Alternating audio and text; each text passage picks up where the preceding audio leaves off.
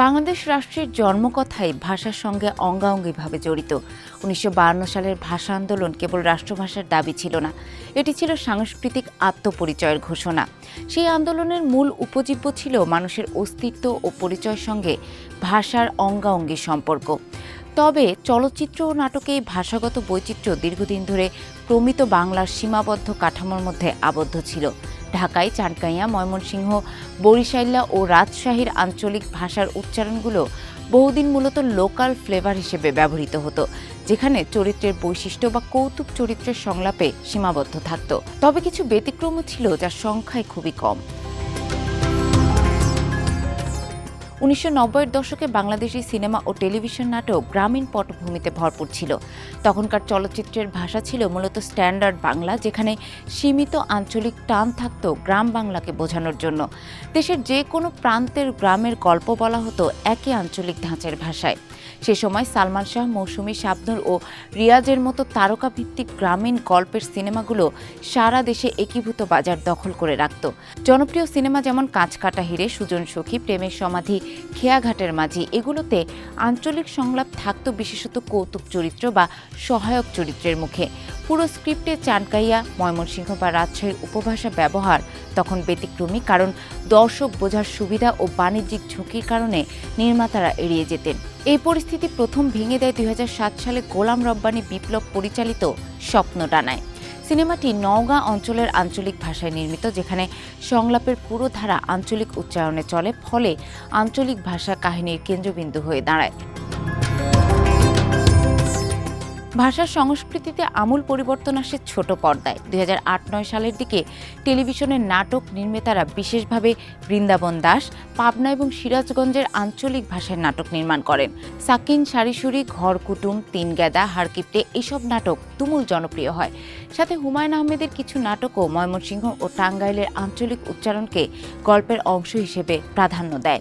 নাটকগুলো দর্শককে তথাকথিত লোকাল ফ্লেভার থেকে বের করে আঞ্চলিক ও কথ্য ভাষায় অভ্যস্ত করতে শুরু করে। নোয়াখালী ও বরিশালের ভাষায় নির্মিত নাটকগুলো এই পরিবর্তনের সাক্ষী। ফলে ২০১০ সালের প্রজন্ম ধীরে ধীরে আঞ্চলিক উচ্চারণকে গল্পের অংশ হিসেবে স্বাভাবিকভাবে গ্রহণ করতে থাকে। ২০১৫-এর পর চলচ্চিত্রের দিগন্ত পরিবর্তিত হয়। নতুন প্রজন্মের পরিচালকরা গল্পের প্লট বা স্থানকে শুধু লোকেশন নয়, বরং ভাষাসহ একটি পূর্ণ সাংস্কৃতিক বাস্তবতা হিসেবে গ্রহণ করেন। আঞ্চলিক উপভাষা ও উচ্চারণ কাহিনীর অবিচ্ছেদ্য অংশ হয়ে ওঠে, ফলে গল্পের চরিত্র ও অভিজ্ঞতা আরও প্রাঞ্জলভাবে ফুটে ওঠে। একটি মাইল ফলক হল তৌকির আহমেদ পরিচালিত হালদা সিনেমাটি। হালদা নদীর পাড়ের মৎস্যজীবীর জীবন চাটগাঁইয়া ভাষায় নির্মিত, যেখানে ভাষা শুধু সংলাপ নয়, গল্পের প্রাণশক্তি। ২০১৯ সালে মুক্তি পাওয়া নডরায় গ্রাম উপকূলীয় এক কিশোরীর গল্পকে চাটগাঁইয়া বা কক্সবাজারের উপভাষা আরও প্রাণ দেয়। এরপর মেড ইন চিটাগং, হাওয়াইয়ের মতো সিনেমাগুলোতে কথ্য বাংলা ভাষায় বৈচিত্র্য স্পষ্টভাবে দেখা যায়। এসব সিনেমায় ভাষা কেবল আলংকরিক উপাদান নয়, এটি অভিনয়ের শক্তিশালী অস্ত্র, গল্পের অভিজ্ঞতা ও আবেগের শব্দ ভাণ্ডার।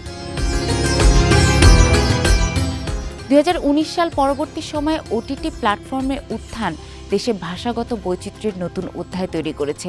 ওটিটি এখন শহুরে ও গ্রামীণ জীবন, সামাজিক সংকট এবং আঞ্চলিক অভিজ্ঞতাকে সরাসরি ক্যামেরায় ধরে। এর গুরুত্বপূর্ণ উদাহরণ হল মোহাম্মদ তৌকির ইসলামের ৭টি কাপ। ৮ পর্বের সিরিজটি রাজশাহী অঞ্চলের আঞ্চলিক ভাষায় নির্মিত। চরিত্রের বাস্তব অভিজ্ঞতা ও আঞ্চলিক ভাষার মধ্য দিয়ে এই গল্প দর্শকের কাছে আরও গ্রহণযোগ্য হয়ে উঠেছে।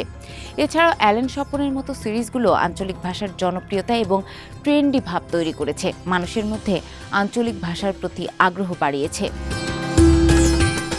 বাংলাদেশি পর্দায় ভাষার ব্যবহার সরল রেখায় চলেনি। ১৯৯০ থেকে ২০০০-এর দশকে আঞ্চলিক ভাষা ছিল চরিত্র ও পরিবেশের ইঙ্গিত, শুধুমাত্র আলংকরিক বা কৌতুকমূলক। ২০১৫-এর পর থেকে আঞ্চলিক ভাষা হয়ে উঠেছে গল্পের হৃদয়। ওটিটির উত্থান, আন্তর্জাতিক উৎসবে অংশগ্রহণ এবং দর্শকের ভাষাগত বৈচিত্র্যে আগ্রহ এই পরিবর্তনকে দ্রুততর করেছে। বাংলা চলচ্চিত্র ও নাটকে আঞ্চলিক ভাষা গল্পের অভিজ্ঞতা এবং দর্শককে সংযোগের শক্তিশালী মাধ্যম হিসেবে প্রতিষ্ঠিত হয়েছে। এই বিবর্তন আমাদের ভাষার ঐতিহ্যকে সংরক্ষণ করছে এবং নতুন প্রজন্মকে পরিচয় করাচ্ছে বাংলা ভাষার বৈচিত্র্যময় ভাণ্ডারের সঙ্গে।